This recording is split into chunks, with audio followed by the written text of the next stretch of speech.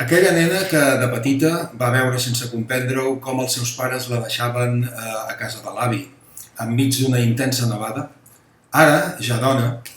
fa les maletes per governar finalment el seu futur.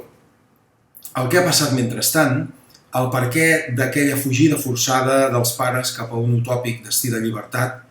les causes d'una relació freda i absorbent amb el seu avi, l'angoixant situació política d'aquell país gèlid i gris,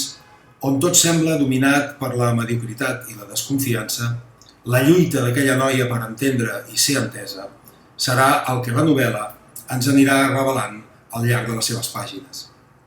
A partir d'una situació social crítica i d'uns escenaris pertorbadors, la protagonista de l'obra de Mònica Batet emprèn un llarg camí cap a la llum, cap a aquell paisatge amic i acollidor que dominaven els seus ídols de joventut, els intrèpids exploradors polars, el noruec Amundsen i l'anglès Scott, que sempre l'acompanyaran i la protegiran. Si amb No et miris al riu,